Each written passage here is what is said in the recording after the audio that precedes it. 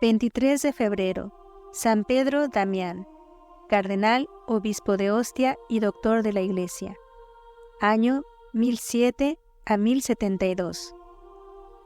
Teólogo y asceta, poeta y adversario, implacable de los errores y vicios de un clero que había olvidado un tanto las virtudes evangélicas, hábil diplomático íntimamente unido con la historia religiosa de su época, escritor inagotable de epístolas, esmaltadas de acerba ironía, de chascarrillos finísimos y hasta de retruécanos, San Pedro Damián es ciertamente una de las fisonomías más notables del siglo XI.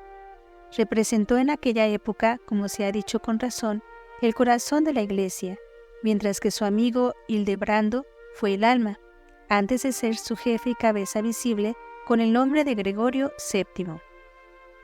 Pedro nació en Ravenna en 1007, de padres pobres a la sazón, pero que en sus días no lejanos habían gozado de cierta opulencia. Uno de sus hermanos mayores, al ver por primera vez al nuevo hermanito, exclamó: ¿tantos herederos para una herencia tan menguada? La madre, a quien la dureza de semejante salida dejó hondamente afligida, no tuvo ánimo para soportar tan amarga queja. Abandonó pues al recién nacido, pero con la firme intención de recogerle luego, porque comprendía la indignidad de tal conducta. Siendo aún muy niño, se quedó huérfano de padre y madre, y se vio a merced de un hermano desnaturalizado, que le ocasionó indecibles sufrimientos. Tratábale como el último de los criados. Cuando volvía por la noche con los puercos, cuya guarda le estaba encomendada, casi siempre le echaba en cara el triste pedazo de pan que le daba. El hecho siguiente nos muestra cuál era ya la energía de su carácter y la generosidad de su corazón. Un día que Pedro, muerto de hambre, llevaba a pacer su piara, halló una moneda en el camino. Su primer impulso fue manifestar la alegría más espontánea, pensando que podría con ella comprar pan. Pero, renunciando súbitamente a esta idea, ¿de qué me servirá, exclamó, esa satisfacción de un instante? Vale más que entregue este dinero a un sacerdote, para que diga una misa por el alma de mi padre. Llegó un día en que Dios tuvo compasión de su miseria, e inspiró a otro hermano suyo, llamado Damián, el pensamiento de llevárselo a casa y encargarse de su educación. Este hermano, más humano que el anterior, y que era ya o fue poco después arcipreste de Ravenna, fue para nuestro Pedro un segundo padre, y el muchacho, agradecido, no quiso llevar en adelante más nombre que el de Pedro Damián. Gracias a sus extraordinarias dotes intelectuales, el joven pastorcillo, trucado en escolar, recuperó pronto el tiempo perdido para el estudio. Las escuelas de Ravenna, Faenza y Parma celebraron pronto el contar con tan brillante discípulo. Sus rápidos progresos en las ciencias le prepararon para enseñar, y cuando aún no contaba más que 25 años, fue ya profesor en Parma y poco más tarde en Ravenna. Rico y distinguido, no por eso se dejó seducir de la vanagloria. En medio de sus triunfos solía repetir con frecuencia: ¿por qué apegarse a bienes pasajeros? Puesto que debo dejarlos un día, ¿por qué no me desprendo de ellos desde ahora? Anhelaba con todas las fuerzas de su alma la tranquilidad del claustro, pues no hallaba satisfacción alguna en la agitación del mundo. En espera del feliz momento de dar un adiós a las vanidades del siglo, usaba de las cosas terrenas sin apego alguno. Oía misa todos los días, servía la comida a los pobres y llevaba cilicio. Cuando se sentía tentado por la concupiscencia, se determinaba incluso a arrojarse a un estanque helado. En el monasterio de Fontavellana. Preparóse por espacio de 40 días a la vida solitaria en una celda retirada.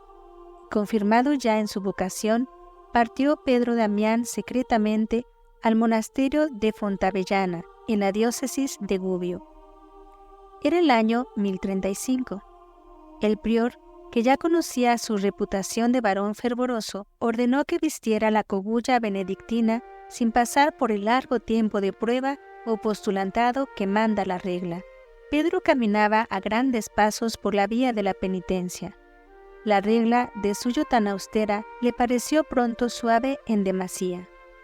Mucho tiempo antes del toque de maitines, ya solía estar nuestro santo en el coro, y cuando los monjes se retiraban, prolongaba su oración cuanto podía.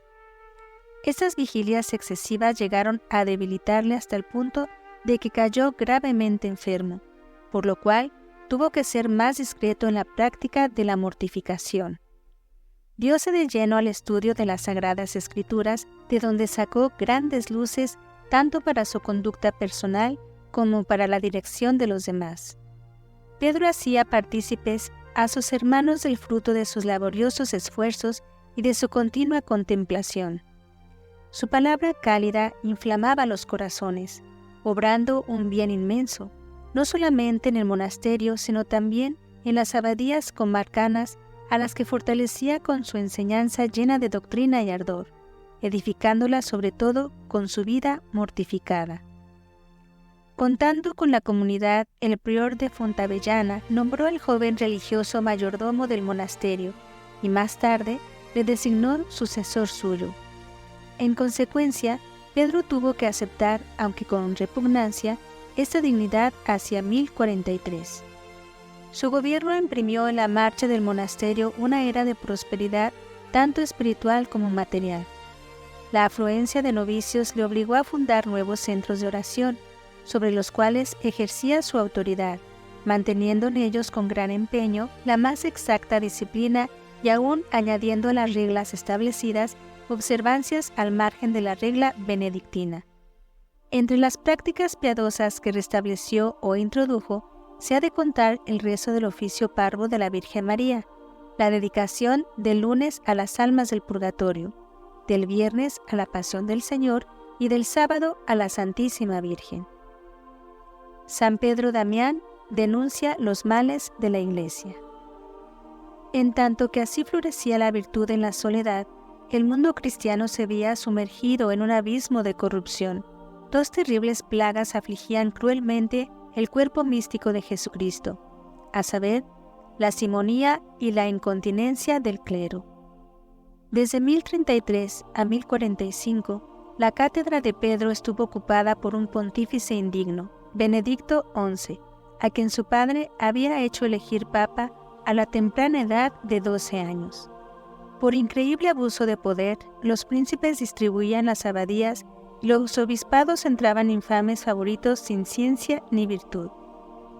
En la mayor parte de la diócesis apenas se contaban algunos sacerdotes que hubieran ingresado en el misterio apostólico por la puerta verdadera y que hubiesen permanecido fieles a los deberes de su estado. El sacerdocio así relajado no gozaba de influencia social y sufría de continuo los embates del desprecio. Tal era ese siglo XI, al que San Pedro Damián iba a acometer de frente y al cual tan completamente debía vencer. Al subir Gregorio VI a la silla apostólica en 1045, ya había declarado enérgicamente que no toleraría semejante estado de cosas, y Pedro Damián, encantado de ver tanto valor y firmeza en el vicario de Cristo, le escribió felicitándole por ello. Pero el mal había echado tan hondas raíces que el nuevo pontífice, sintiéndose impotente para triunfar, abdicó el 20 de diciembre de 1046. Sus sucesores Clemente II y Dámaso II no hicieron más que pasar por la silla de San Pedro. A Bruno, obispo de Toul, elevado al solio pontificio el 12 de febrero de 1049 con el nombre de León IX y venerado como santo. Le estaba reservada la misión de aplicar remedio eficaz a los desórdenes que sufría la Iglesia, y a su consejero, el arcediano Hildebrando, elegido papa en 1073 con el nombre de Gregorio VII, la de coronar la obra de la Reforma. El prior de Fontavellana gozaba, como Hildebrando, de la confianza del papa. Por consejo de estos dos hombres eminentes en ciencia y virtud, León IX convocó en Roma en 1049 un concilio investido de la misión de reprimir la simonía y la relajación de los clérigos. La actitud enérgica del Papa incitó a Pedro Damián a redactar su libro de Gomorra, que dedicó a San León IX, y que según parece no fue del todo de su agrado. Debióse tal vez a que el autor faltó de moderación al exponer los vicios del clero, como también al reprochar a San León IX la desastrosa expedición que el pontífice en persona emprendió contra los normandos y en la que fue hecho prisionero. Años 1053 a 1054. Por Pascua de Pentecostés del año 1057, Pedro Damián fue acometido de una enfermedad que le puso a las puertas del sepulcro. Recobró, sin embargo, la salud y atribuyó su curación a un milagro. Lo cierto es que Dios iba a llamarle a un ministerio de trascendental importancia para la Iglesia. El cardenal obispo de Ostia. Esteban X, según sucesor de San León IX, siguiendo los consejos de Hildebrando, determinó tomar a su servicio a Pedro Damián, cuya virtud y letras le habían ponderado, así como la actitud enérgica en que se había puesto con los malos clérigos. Al efecto, le nombró cardenal obispo de Ostia. En un principio el monje lo rehusó, pero el Papa se lo mandó en nombre de la santa obediencia, y ya no insistió. Su consagración debió efectuarse en Roma antes del 30 de noviembre de 1057. Confiósele además la administración provisional de la diócesis de Gubbio. Esteban X murió prematuramente en Florencia el 29 de marzo de 1058.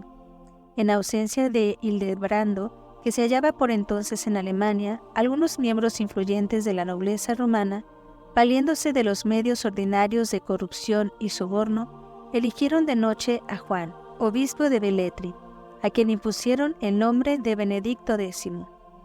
Pedro Damián y los demás cardenales protestaron de semejante elección irregular y excomulgaron a los que habían tenido parte en ella. El cardenal obispo de Ostia publicó por todas partes que el antipapa era un simoniaco. Al aconsejarle a algunos que obrara bajo el velo del anónimo, respondió: «Un hijo de la Iglesia no se esconde para combatir a los sacrílegos profanadores que ultrajan a su madre. Al contrario, se levanta para defenderla y muere si es preciso por vengarla». Su actitud valerosa venció todas las dificultades y facilitó la tarea de Hildebrando, quien de regreso a Italia hizo elegir en diciembre de 1058 a Nicolás II como legítimo pontífice. Mientras los facciosos inquietaban a la Iglesia romana, la diócesis de Milán era también presa de disensiones funestas. La ciudad se había dividido en dos bandos, una contra el clero y otra a su favor. La casi totalidad de los clérigos, principiando por el arzobispo Guido, vivían indignamente y habían comprado la dignidad eclesiástica.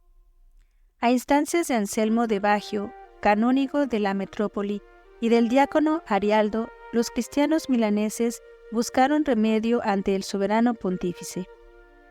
El Papa Nicolás II, deseoso de poner fin a tales disensiones, envió a Pedro Damián y al canónigo Anselmo, de quien el arzobispo Guido había creído desembarazarse haciéndole nombrar obispo de Lucca, y que muy pronto iba a ser papa con el nombre de Alejandro II. Apenas el legado hubo expuesto sus intenciones a los milaneses, cuando resonaron por todas partes los gritos de «¡Muera el romano!», mientras las campanas tocaban a rebato llamando al pueblo a las armas. El varón de Dios mandó llevar el ambón a la escalinata de la puerta de la catedral y, dirigiéndose a la multitud irritada, estableció con palabras del propio San Ambrosio, el insigne obispo de Milán, que la Iglesia romana tenía autoridad sobre todas las demás iglesias para la reforma de los abusos. Además, no se pretendía desposeer a la Iglesia ambrosiana de los privilegios de que gozaba, sino solamente restringirlos a sus justos límites. Estas razones, presentadas con hábil elocuencia, calmaron poco a poco la efervescencia popular, y Pedro Damián pudo proseguir la ardua tarea suspendida. Hallóse entonces frente a una simonía sumamente confusa. ¿cómo curar un mal en el cual se complace el mismo enfermo? La prudencia del legado supo aunar la suavidad al rigor y obrar con toda justicia en circunstancia tan grave. Su principal cuidado fue poner término a toda clase de desorden y evitar su repetición mediante sabias providencias. Cuando vio terminada su misión, se alejó de Milán, bendecido y aclamado por todo el pueblo, que le llamaba su Salvador. La lucha con el antipapa Cadalo. La muerte de Nicolás II en 1061 provocó un nuevo cisma.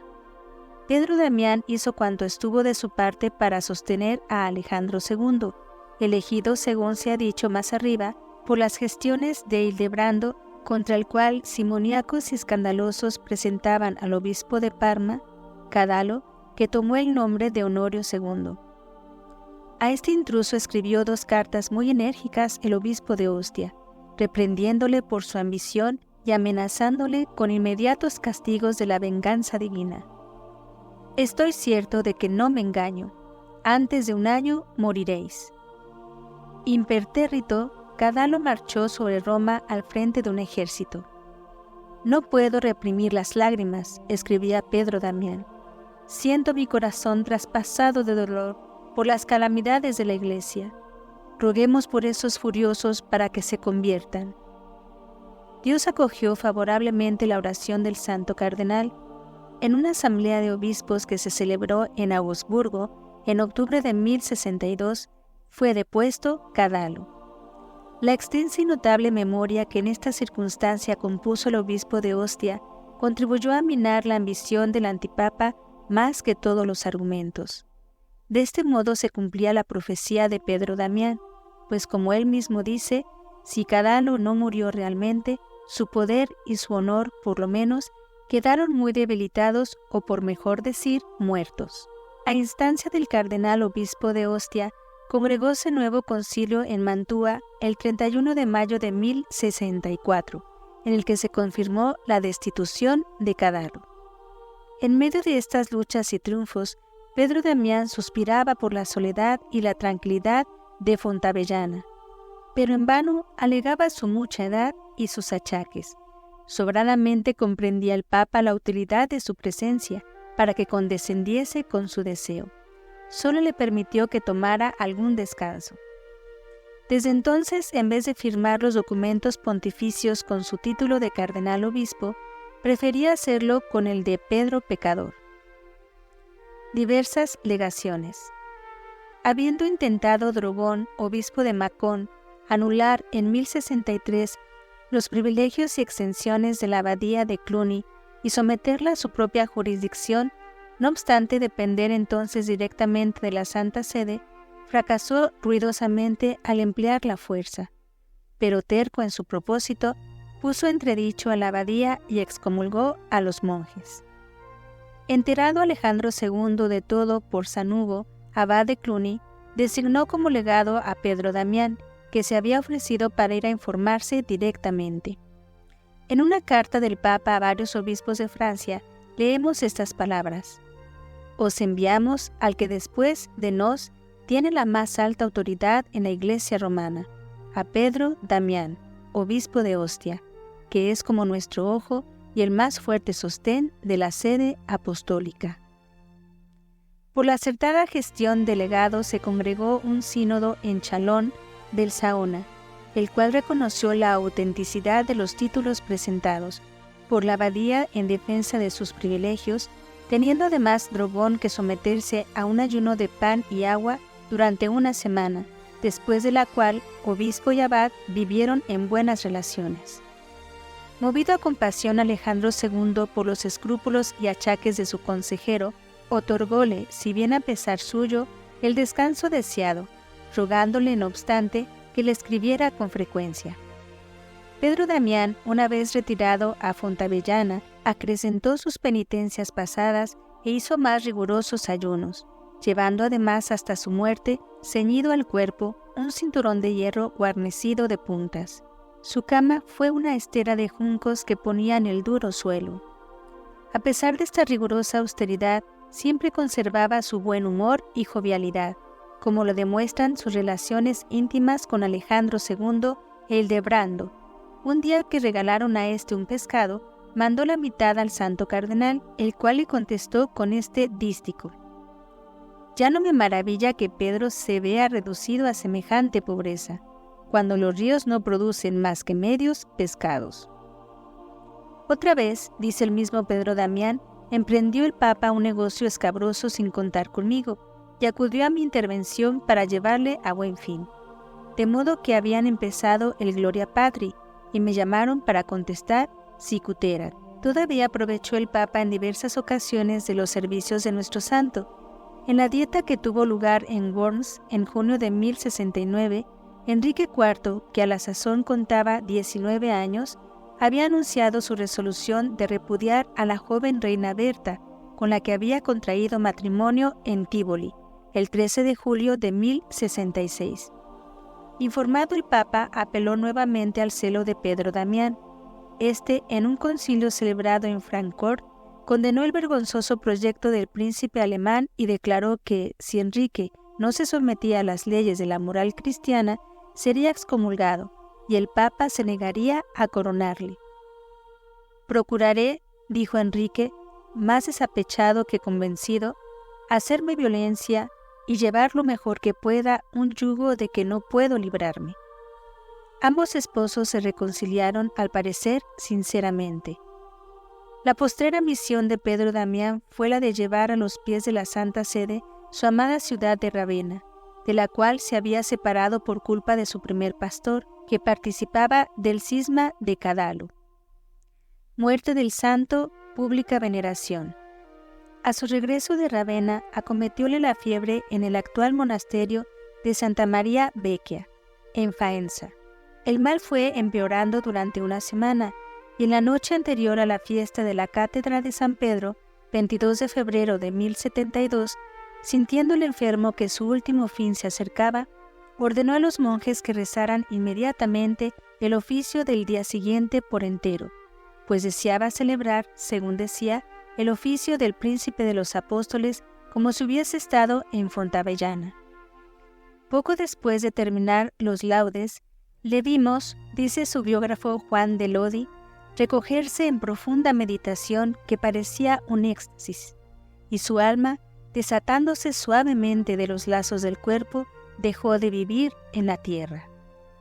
Varias poblaciones se disputaron la honra de poseer los restos mortales del santo varón, pero Faenza no quiso nunca desprenderse de su precioso tesoro. No existe ningún documento oficial concerniente a la canonización de San Pedro Damián, pero la voz popular, desde el día siguiente de su muerte, le veneró como a santo. Los monjes contemporáneos suyos con quienes tanto se había relacionado, y en particular los de Monte Cassino y de Cluny, comenzaron a darle culto poco después de su glorioso tránsito. Ravenna, su patria, siguió su ejemplo, y con ellas las diócesis sufragáneas. Los calendarios más antiguos de Faenza mencionan su nombre el 23 de febrero y muchas otras ciudades italianas admitieron igualmente su fiesta. Por eso los decretos del 27 de septiembre y 1 de octubre de 1828 del Papa León XII, extendiendo a la Iglesia Universal con el título de doctor y rito de doble, el oficio y la misa de San Pedro Damián no han hecho más que sancionar el culto ya existente desde tiempo inmemorial.